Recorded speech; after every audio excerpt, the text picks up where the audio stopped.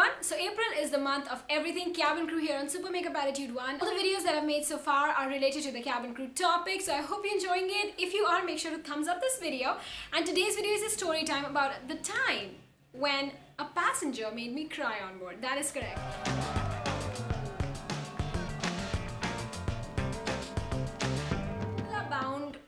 Now, customer service is the most difficult industry to work in, that's what they say, and I totally agree with that because it so is. I feel like when people become customers, they just become A, dumber, and 2, just rude, especially Indians. I feel like because they feel like, oh, I'm entitled to this now, so serve me, I'm the king or the queen. So they just become like that. Not everyone is like that, of course, but some of us Indians do get like that, and those are the people that have made me cry so far. I have cried, I think, thrice because of passengers in my entire 3-year career. This is the 4th year, so not that bad, but someone has definitely cried in the customer service industry because of another person whom they have no idea who that person is, but that person just made them cry.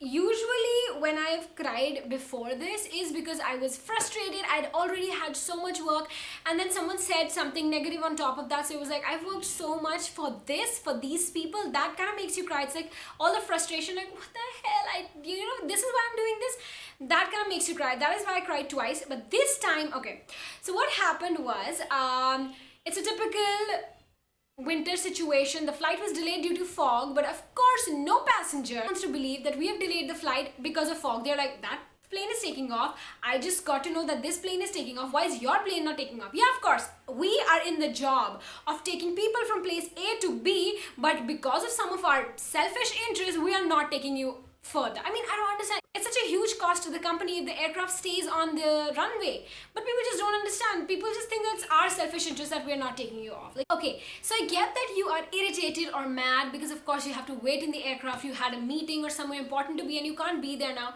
but why are you taking out that anger on me or on the crew? Like, what have we done? We are also stuck there just like you. So the similar thing happened. The flight was on ground, and then in my airline, if there is a delay of more than 1 hour, we start serving free tea and coffee, okay? So that is what we started to do. It was the winters, people wanted tea and coffee. So I had just been promoted to cabin crew in charge, and on this flight, the crew somehow got late or whatever. So we were pulled out from our standby. So we were not supposed to do the flight, basically. I don't want to explain you the concept of standby right now. Now what happened, I started the service from the 12th row, okay? So I go ahead and I start my service. He was seated on the 12th row aisle seat only. So I served this side first, and then I go to him. He's like, I'm telling you, what's the actual reason that you're not taking off? I said, sir, it's because of the fog. We can't go further. The visibility is very low. He's like, that's not the actual reason. Tell me the real reason. You all are not telling us the real reason. I said, that is the reason. He's like, again, he said, that plane is taking off. I just got to know that airline plane is taking off. Why is your airline not taking off? I'm like, so I cannot comment because we're actually not allowed to comment on other airlines like that. So I said, I cannot comment on that, sir. Maybe they have been waiting even earlier than us, that now they got the numbers, so now everything goes in order. So our order will be far behind them, of course. Then he goes and says, tell those jokers to come out and tell us what the actual reason is, okay?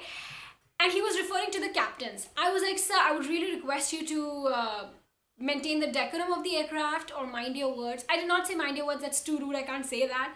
So I probably said, sir, I would request you to not use such words for the captains. And he goes, you don't tell me what to say.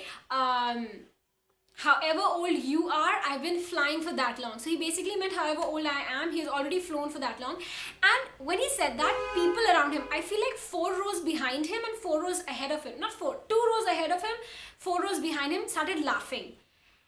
And probably they were laughing at what he said towards me, right? So I was like, what? And in that week since I had become cabin crew in charge, I was getting a lot, well, I have gotten a lot that, oh my god, you're so young, you're working, why are you doing child labor, all that stuff. But it never got to me until that second. This second also, it did not get to me, but well, I guess it did. So when I was promoted, there was this crew that I met on the airport, and she was my senior when I joined, okay, but she's still not cabin crew in charge. Now I'm her senior, and she was very bitter about it. She was like, you've gotten a lot of things at a younger age. I was like, I started working at a younger age too. That's why I've achieved this, you know, I've worked for whatever I have. It's not like I just got them. But then I got a lot of this, such comments for people like, oh, you're just this much and you're already cabin crew in charge. You know, I don't know. And I just felt so bad. And on top of this, he had also said that you are not the competent one, okay? And I take very too much offense to that when people assume that just because I'm a cabin crew, I won't be intelligent and I won't know stuff. Because I ask questions, I know stuff. That's why I take offense to that. So that was just double offensive, okay? And double hurting. So when he said that, I was like, how can someone say that? Why would you want to hurt someone like that? I just don't understand why you would be so mean to a person you have no idea about. And when a person is not being mean to you at all, okay, I know that in some restaurants or even in some flights, people don't give that much service, but I know my service is world class. I try my best to provide the best customer service that you can get. I know that you are there in my hands, so I try my best to give you the best customer service ever. If you're ever on my flight, you would know that. Even if I'm having the worst day ever, I try my best to be good to the passengers, give them a good experience, okay? Because it could be their first flight. So I know that I was not wrong in giving my customer service or in the way that I talked to him. So I just could not understand, why are you being so mean to me, okay? So when he said that however old you are, I've already flown for that long, and everyone started laughing. So he said something that hurt me. It was already hurting me for the past week or something, and then he had already insulted me, and now everyone was laughing, and our flight was delayed. I was also delayed because of him, okay? And I just looked at him like, I literally looked at him like, I mean, my expression was not this animated. I have to control my expressions in the cabin, but I was like, how does that make a difference, sir? He said, I don't want to wait for this long. I've been up since this much AM or whatever. I said, so we've also been up since 3 AM. Because that day we were doing an airport standby, right? So actually on this flight, I woke up at 3 AM that day and then was able to sleep at 3 AM the next day. Because we landed back at like 1 or something, and then by the time we were able to sleep, it was 3 AM again. Thankfully, I slept for 1 hour at the airport, but that's all. So I was also up since 3 AM. Just trying to, you know, be like, dude, don't worry. We've also been through the same thing. I was not arguing with him by this point. My expressions and all were like, that I understand, I really understand. I was trying to be nice to him. Then he goes, my company's not paying me to do all that. I'm like, what the hell, dude? At that time, I was like, are you really serious right now? This is when you realize that after all I've been through, for what? This kind of a person, all of us are going through the same thing. How can you be so bitter about it? And then he goes, you just call someone competent enough who can tell me what is the actual reason. And at that second, the captain started to make the announcement. So all I could think was, I was like, just listen to the announcement, sir. That was my way of telling him, shut up and listen to what is being said, okay? And then he was quiet. And he was the kind of person where he was a bit huge. He was not fat, I will say, but he was like a bit healthy, big height, wearing coat and had a newspaper in his hand. So he was like a big personality kind of. So you would get scared of him, like me being, I was already not scared, but like, you know, he was intimidating in that way. And then he was being so bitter and mean to me. It was just very bad. After this, I move on to the next row. I'm like, Bhairavi, and I was kind of crumbling inside, but I was like, Bhairavi, no, you're a cabin crew in charge now. It has been so long. This does not affect you. It's fine. It's fine. Okay. I started serving the next guy behind him who was a student. I was like, sir, what would you like to have? He said, whatever he said, coffee or tea. I said, and I started preparing, but I could not contain myself. I was like, I will just be back. I literally told him even, I will just be back. I just did not go like that. I said, I will just be back. Now from 12th row, I had to go until the 30th row, okay? That's a long time to control your crying, tears, when I was just bursting and I could not control my tears. And people apparently saw me. And the crew that was, the other crew that was starting the service from the aft of the aircraft, okay, so she saw me and she was actually looking at what all is happening, because he was super loud also, that which adds to the embarrassment, right? So she was looking at this, and as soon as I started going behind, she properly went in the galley and she was like, what happened? What happened? And I just went there, hugged her, and I started crying. That time, another passenger who was sitting right diagonally next to the shouting passenger, he came behind and he was like, ma'am, no, he said, Bhairavi, don't worry about him. They were all not laughing at you, they were laughing at him. Don't worry about him, he's so pathetic, okay? And then the crew was like, look at this, so what kind of people there are? And then she just went to talk to him. Then another guy came out of the washroom and he was like, ma'am, you have to keep us smiling and happy. If you start crying, what's gonna happen? Okay, so I was like, at that time I started crying happy tears also, that oh my god, if there's someone so mean and bitter like that, there are good people in the world also. And that just made me happy cry so much that I'm like, oh my god, these people are so nice. On one side I was thinking, who is so bitter to an unknown person? Then I was like, wow, who is so nice to an unknown person, right? That just made me feel so nice.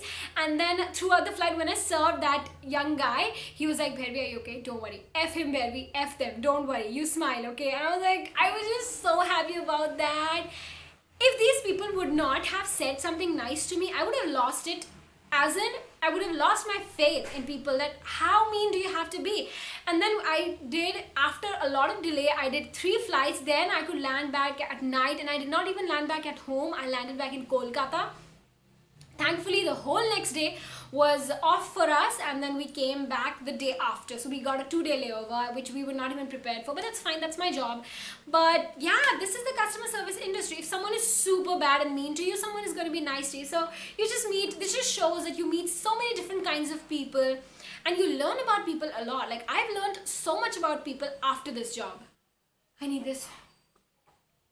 Crying is triggered by embarrassment when someone just shouts at you so bad. Like, why do you have to shout? You can say the same thing. I don't know. I don't know what that person, what kind of a state that person was, whatever he was going for, and the flight got delayed and whatever losses he had. I don't know. But I feel like there's always a way of saying things. If you are mean, you don't have to shout at someone. I hope you guys enjoyed this story time. If you did, make sure to like it up. I really opened up an embarrassing moment in my life. So I hope this taught you to be nice to waiters or anyone that's working in the service industry. And number 2, just be more empathetic. Don't be bad to people. You don't know what kind of day they're having, so nothing gives you the right to ruin someone's day. And in fact, if you cannot make someone's day better, at least don't ruin it. That's what I have to say to you. Just, yeah. Anyways, I'll see you again, guys, in my next video. If you want, you can enjoy the other videos that I've made about being a cabin crew so far in a playlist right here. You can watch my daily Indian life, my video diaries of my life right here, and I shall see you in my next one. Bye-bye.